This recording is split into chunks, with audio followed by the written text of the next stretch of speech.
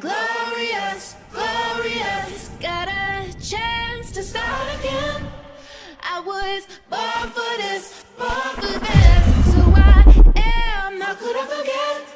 I made it through the darkest part of the night, and now I see the sunrise. Now I feel glorious, glorious. I feel glorious, glorious. You know I'm back, like I never left. Another sprint, another step, another day, another breath. Been chasing dreams, but I never slept.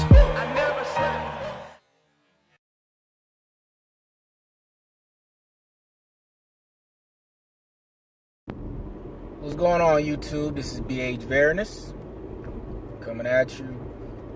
So this video is basically gonna be on feeding. It's basic feeding for people that just got an Ornate monitor. This is not for people that are experiencing the hobby and, you know, half-ass doing things correctly or doing things correctly, period. And that's just what it is. It's pretty much a voiceover because I really wanted to focus on the feeders itself. So go ahead and enjoy this video and understand that I'm not going to go into the scientific names of the feeders. I'm not going to go into the phosphorus levels versus the calcium levels of each feeder. Only true tip that I can give you on the feeders in general is to understand that there are stages of feeding. Fundamentally, I don't feed anything that's larger than the size of my monitor's head. That's even for my adults, and that's just what it is. It just makes life a lot safer, and I do that so I don't have to worry about, you know, things getting caught in their, throats and delayed, digestion and stuff like that. All your temperatures must be correct when you're feeding for digestion to be, on point.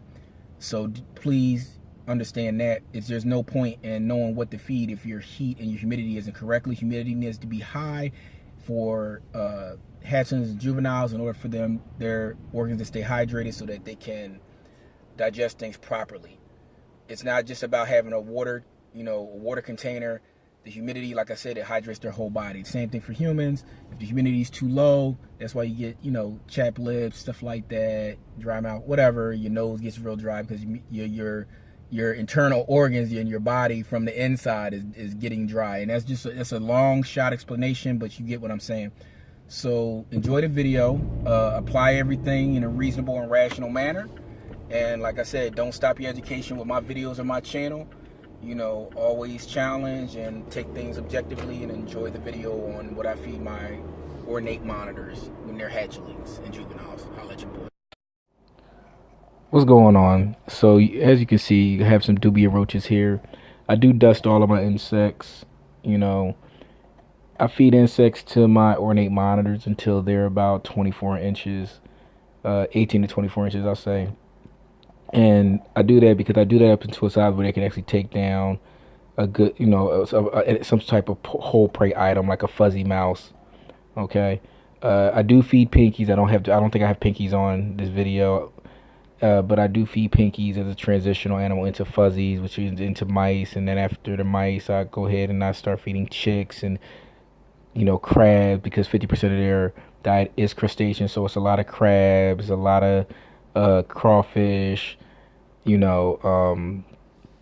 You'll see shrimp in there. It's my diet is it gets more. There's more variety in it as they get older. But when they're younger, I pretty much stick with Dubia Roaches. The mealworms and the superworms are a treat only. Hornworms are also a treat. The thing with hornworms is in nature, hornworms usually eat plants that are poisonous to reptiles. So reptiles don't usually eat the hornworms. Luckily, captive, bred hornworms for the feeder industry, we don't have that problem. But that's just you can Google that. You guys can check that out yourself. I'm not going to go back and forth about that particular fact. You won't see crickets on this because I don't feed crickets myself. I never do. I have a lot of reasons why I don't. I'm not going to go into the reasons why I don't, but you guys can surely go ahead and Google crickets, whatever. And a lot of people, that's all they have access to. So I'm not going to sit here and bash crickets because some people, that's the only thing they have access to until their monitor gets a particular size. I never feed anything that's larger than 75% of the size of the animal's head, especially when they're what I'll call hatchlings all the way to juvenile, even the adults. That way I don't have to worry about issues. as far as, you know, digestion and things like that. You have to make sure that when you have a hatchling or a juvenile animal, even, and especially an adult animal, you have to make sure that the humidity is correct, because they use the moisture from the air, and that helps basically hydrate their internal organs for, you know, easy digestion. Same thing with the heat. You know, they thermoregulate. So as long as your heat and humidity is right, you won't have a lot of issues with your animal feeding.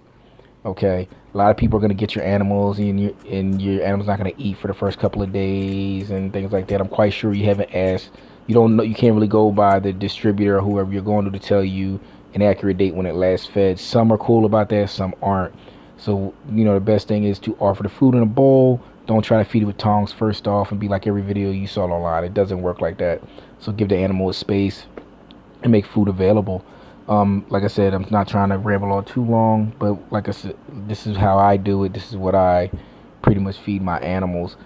Holla at your boy. Remember, or 50% of an Ornate's diet when it's an adult is crustaceans. So try to keep it whole prey. Dust your insects, and holla at your boy. Thanks for watching.